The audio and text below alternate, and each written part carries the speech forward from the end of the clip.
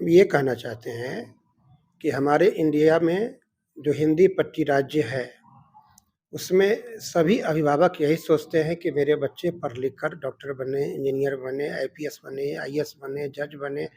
इस तरह से सभी लोग सोचते हैं। गवर्नमेंट जॉब को ही सबसे लोग अच्छा मानते हैं और सामाजिक तौर पर उसी को मान्यता भी लोग देते हैं कि ये अस्थायी है। लेकिन आज अगर ये सोचें कि बच्चे मल्टी टैलेंटेड होते हैं और आज ग्लोबलाइज़ेशन का दौर है। तो मैंने देखा कि सारे बच्चे आईएएस, आईपीएस ही तो नहीं बनेंगे। अगर लता मंगेशकर पर ये जोर दी जाती कि वो आईपीएस बने, आईएएस बने, तो आप समझ सकते हैं कि कितनी सफलता उनको मिलती। लेकिन उनको उनके अंदर जो टैलेंट छुपा था, उसको पहचान कर वह उसी दिशा में अपने काम को बढ़ाया। तो आज हम लोग लता मंगेशकर हमारे भारत रत्न के रूप में पुरस्कृत हुई और हम सभी लोग उनको बहुत सम्मान की नज़र से देखते हैं। ऐसे ही सचिन तेंदुलकर है, ढेर सारे एग्ज़ाम्पल हैं। तो मैंने देखा कि हमारे बच्चे मैंने स्क्रीनिंग किया, हमारे बच्चे जो पढ़ाई के माध्यम से बहुत आगे जा सकते हैं, उनको वो रास्ता दिखाई जाती है जीडी गोयनका। लेकिन जो बच्चे स्पोर्ट्स में ज़्यादा रुचि रखते हैं, तो उनको स्पोर्ट्स के रास्ते पर ले जाया गया। इस साल जीडी गोयनका में 20 गोल्ड आए हैं, बच्चे नेशनल खेला है।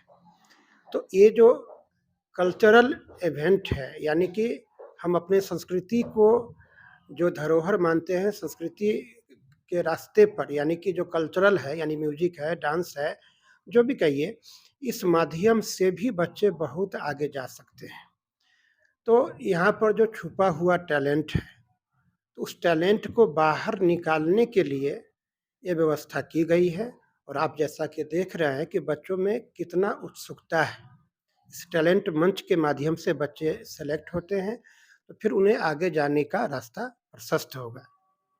यही प्रयास हम लोगों का है। सर, बिहार में टैलेंट की तो कमी नहीं है, पर सर आपको क्या लगता है कि अगर बिहार वासियों को अगर इनको मौका दिया जाए, तो ये अदर स्टेट वाले से या फिर दुनिया में ये सबसे ज़्यादा नाम रोशन कितना तक कर सकते हैं? क्योंकि बिहारियों को शुरू से ही यहाँ आपने जिस तरह का स्टेज अभी प्रोवाइड करवाया है गया में, इस तरह का स्टेज शायद पहले कभी भी नहीं हुआ है।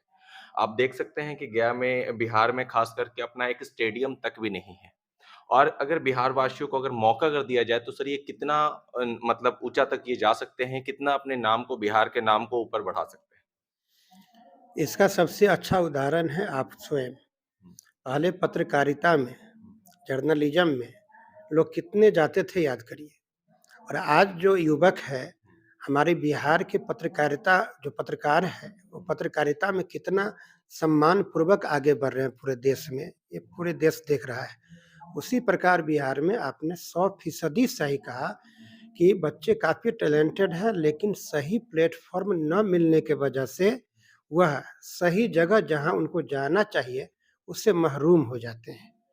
तो हम टीचर रहे हैं, हमारे बहुत लंबा अनुभव है, इंडिया लेवल पर हमारी एक बहुत बड़ी पहचान है, तो मैंने इसकी शुरुआत किया है। गया काफ़ी टैलेंटेड जगह है, गया ही नहीं पूरे बिहार टैलेंटेड है जैसा आपने कहा।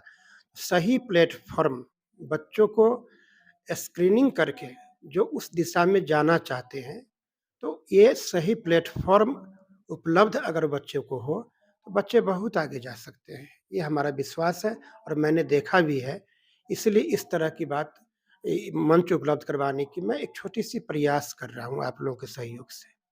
सर अभी ऑडिशन में सर जो भी पब्लिक आके ऑडिशन देंगे, जो भी बच्चे आके ऑडिशन यहाँ पे दे रहे हैं, ठीक है? वो सर ये भागीदार जीडी गोयनका के ही बच्चे बनेंगे या फिर बाहर वाले को भी मौका मिल रहा है यहाँ बाहर वालों को भी मौका मिल रहा है। जैसा कि मैंने कहा कि जो भी बच्चे हैं, यानी कि हमारे स्कूल से जुड़ा हुआ हो जीडी गोयनका से या बाहर से भी या फिर गया से बाहर से भी, सभी जगह हम लोगों ने इस मैसेज को दिया है। जो सोशल मीडिया के माध्यम से और भी माध्यम से दिया है। तो जो गया के हैं, गया के बाहर के सभी बच्चों को इसमें मौका दिया गया है और इसको जो क्वालीफ़ाई करते हैं, उनको फिर एक बार हम लोग अ, 4 फरवरी को एक बार पुनः इसको हम लोग सेकंड बार फिर तुरंत करने जा रहे हैं। पे? सेकंड स्क्रीनिंग गया में ही होगा? गया में ही होगा और जीडी गोयनका के कैंपस में ही होगा। जीडी गोयनका कैंपस में होगा। पर सर अभी जो ऑर्गेनाइज़ जो आज के डेट में जो हुआ है 21 जनवरी को, इसका ऑर्गेनाइज़ के बाद ये फर्स्ट स्टेज है, इसका सेकंड और फाइनल स्टेज कब होगा? सेकंड स्टेज है, जैसा कि मैंने बताया 4th ऑफ फ़ेब को, 4 फरवरी को। जी। थर्ड स्टेज का डेट अभी डिसाइड नहीं हुआ है। सेकंड जो मिलेगा अब स्टेज, उसके बाद ही हम लोग थर्ड स्टेज का डेट डिसाइड करेंगे। मतलब सर आपका कहने का मतलब है कि बिहार के टैलेंट को अगर सर आप हमेशा जब भी आपको मौका मिलेगा तो आप बढ़ावा देंगे और ये बिहार वासियों के लिए एक बहुत ही बड़ा संदेश देना चाहते हैं सर आप इस चीज़ को। सर आपका परिचय? मैं आर.एस. राठौर और मैं शिक्षा जगत से जुड़ा हुआ हूँ। जब मेरी उम्र 20 इयर्स था, मैं पटना में कोचिंग इंडस्ट्री को स्थापित किया। पढ़ाई करने के बाद जब मैं इंजीनियरिंग कर रहा था, तो बीच में ब्रेक करके मैंने कोचिंग की स्थापना किया पटना में और पटना को एक कोचिंग इंडस्ट्री कहने का मतलब है कि पूरे देश से लोगों को वहाँ पर आने के लिए मैंने मजबूर किया। बिहार में कितनी प्रतिभा है कि पूरे देश के लोग वहाँ पर आकर पटना में पढ़ाई करना शुरू किया। तो मैं 25 वर्षों तक सेवा दिया। अब हम एक उम्र होने के बाद मैं स्कूल के माध्यम से समाज की सेवा करना चाहता हूँ और इसमें मैंने देखा कि स्कूल की जो सोसाइटी है वह एक पेक्यूलियर टाइप से चल रहा है कि बस किताब को पढ़ाना और अच्छे मार्क लाकर बस यही रास्ता दिखाना कि तुमको नौकरी ये हो जाएगी, वो हो जाएगी। लेकिन हमें लगा कि बच्चे की रुचि जिस क्षेत्र में है, उसी क्षेत्र में उनको मौका दिया जाए।